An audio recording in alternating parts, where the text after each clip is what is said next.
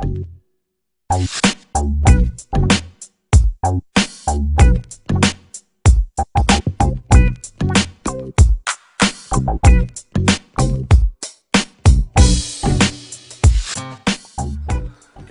I'm Andy from the Gourmet Hunters team. We're out here today to do a review on the Pro X12 by SpyPoint. We've been using these cameras for a couple of years now. We like to use the game cams because it'll give you an idea of the deer movements in your area while you're not there. So we've been using this brand, we've got a couple of others. The Pro X we're doing today, small and inconspicuous, and should serve us pretty well over the next 12 months. Well, here we are looking for a spot to put the trail cam. The best places to look for are places where the animals are going to be coming through. They're creatures of habit and they'll be coming through the same areas every day on a routine. So we like to use game trails. As you can see here, there's a lot of sign on this game trail. It'll be a good place to set the camera up. We also like to use scrapes and wallows, depending on the animal that you're trying to chase and photograph. These SpyPoints, they're pretty easy to set up. They've got a very simple clasp, so it just goes around the tree. We like to do it at around the height of a deer.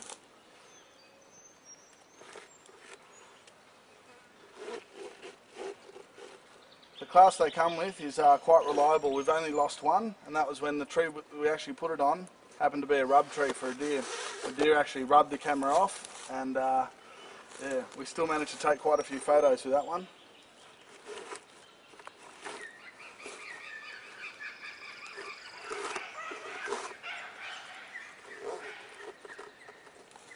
So just nice and tight on the tree, facing the game trail. Clasp that off. Once you've got it on the tree, I just like to wrap up the excess cable here, tie that off, and check the positioning. That looks pretty good. The SpyPoints have a little clasp here where you can padlock them. So you can wrap a cable round and padlock it to the tree, just in case you're in an area where they may go walkabout. So here's the insides of the camera. In the battery slot here we have 6 AA batteries. We've had these out for 3 months and the camera's taken 3,500 photos. I'd say that's pretty good going. We will do a long-term test with this Pro X and see how long it will last out in the field and how many photos it does take. Very simple to use. Here you've got your SD card slot. We like to use an 8 gig one, we've never had one fill up. We've got the distance here. I do like to set the distance long so you do catch those animals that are a bit further out. You are going to get a few photos of grass swaying and trees, but you can just delete them when you get them on your computer. You've got your USB and TV out slots here, and then your camera functions here. So it's quite basic, we just turn it on like this. Got a nice 3-inch LCD screen here, and here are your functions: photo, video, test, settings and view. So we go to the settings here. We want it to work 24 hours, it's got a delay of 10 seconds, and we've got it on a multi-shot, where it takes 3 shots spaced evenly apart. This just enables you to get the deer when they're walking past. There might be a mob of them and you can take photos of each successive deer as it comes through. Language English, date and time, because you do want to see the times the animals are coming through. Temperature, those sorts of bits of information are always helpful to a hunter.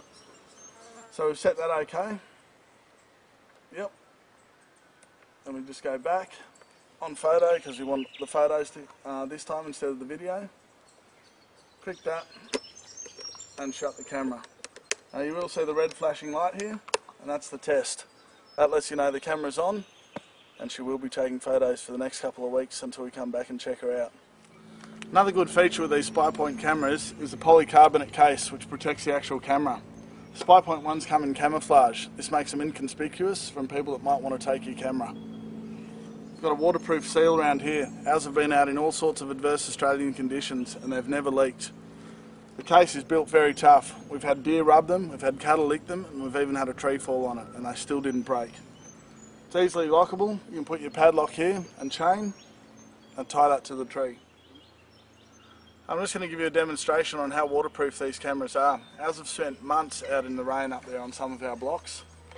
So the camera just slots in bottom first, then clicks in. Close it easy enough, and here we go.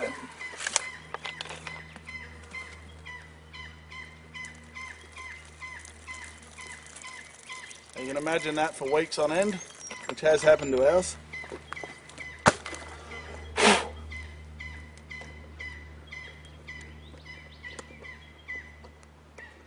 Open that up. Not a drop inside. That's what we like to see.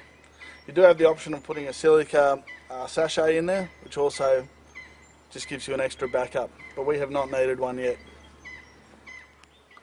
Righto, well, we've set the SpyPoint Pro X up now. I'm going to leave it here for a couple of weeks and come back and see how she's gone.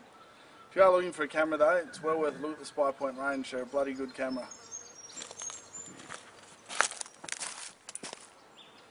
Have a look at some of these photos and videos the Pro X has taken for us over the last few months.